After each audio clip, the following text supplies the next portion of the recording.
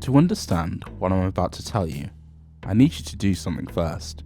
I need you to believe in the impossible. That single line changed my life.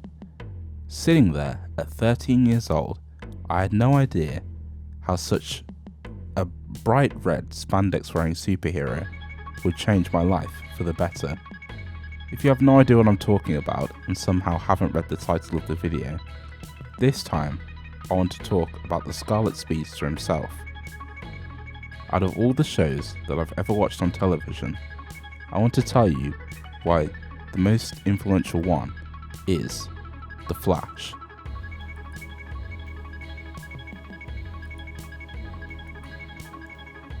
Before I get through that though, it's time for a little bit of context. The Flash is the second TV show to come from the Arrowverse. The Arrowverse is a television universe that all the DC shows come from. The show Arrow, based on the fictional character Green Arrow, is the namesake of the Arrowverse, and its success is why The Flash existed. Now, Arrow came out when I was 11 years old, so my mom didn't really allow me to watch a show about a psychopath with a habit of making enemies into shish kebabs. I watched the first few episodes from Arrow, but there was one that caught my eye. One that my mom actually encouraged me to watch. She didn't know, but I remember having a really bad day at school, and I turned on the TV to watch this episode of Arrow called The Scientist. The new character cheered me up and I knew I wanted more, but nothing really happened after that. I went on with my life and dipped out of Arrow from time to time, wondering if I'd ever see the guy who cheered me up again. Then, there was one day where I just had to rush home from school. A new show was debuting, and I just had to watch it, because I knew I couldn't miss a new DC show. I turned on the TV, changed the channel, and there he was.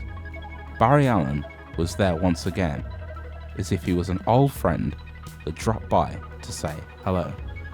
The Flash was the first TV show that I properly dedicated myself to. When I say dedicated, I really mean I've never missed an episode. I don't know what it is, but the show just has a charm of the Silver Age of comics, and the relatability of the modern world that we live in.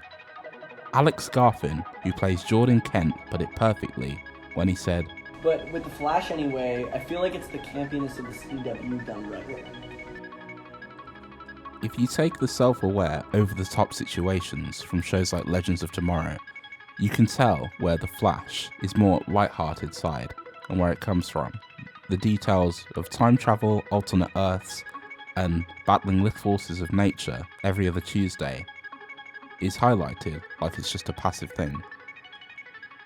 However, when you look at shows like Batwoman and Arrow, you can see where The Flash gets its ability to work on character development, giving its cast space to build and let go of their emotions, confiding in each other. Therefore, The Flash is the perfect middle ground, which is probably why it's the most watched Arrowverse show and has no signs of slowing down. I love shows that build on characters slowly. I love this show because, in the disappointment of the real world, here comes someone that defies the man who mentored him and manipulated him. Someone that will be beaten physically and emotionally and get up without asking for anything in return. Someone who will reach out to his rogues gallery with love and compassion instead of brutally beating them within an inch of their lives. Barry Allen is imperfect, but he learns from his mistakes with the help of the love surrounding him, not just with Iris, but with Joe, Cisco, Caitlin, Cecile, Allegra, Chester, and so much more, because you measure a man by the company he keeps, or some shit like that, I don't know. Even though the world has dealt Barry one of the worst hands in life, he finds a way to love, he finds a way to fight, and he finds a way not to give up hope. Barry Allen's compassion makes you as the viewer believe in yourself, even on days that you don't feel like you should. and it makes you feel warm in the darkest hour. My favourite episode of The Flash is one that's hated amongst fans, but for me, it's where I go when I'm feeling a little bit down. The episode is Duet, and it's the one where he's trapped inside a musical with Supergirl. It's such a simple premise with a lot of hammy acting, but at the same time, it's not supposed to be a serious superhero extravaganza. The episode is about two people who care for everyone else and just forgot to care about themselves. I watch it whenever I'm upset because what greater love is there than self-love? The episode has so much warmth, and that's The Flash to me, a nice warm hug. You guys can have your serious shows like The Boys and Umbrella Academy. You can't beat a Flash episode that makes your heart grow 10 times bigger. Look, this year, 2021, I've had to do some serious growing up. I've had to let go of some aspects of my past that were holding me back so I could become the person that I want to be. It's been hard, but again, it's a part of growing up. Sometimes life isn't like an idealist TV show. People move on, coming in and out of your life. However, as hard as that is, I've got to say that I'm in a really good place because I have a really good network of friends and family. Where am I going with this? Oh, yeah.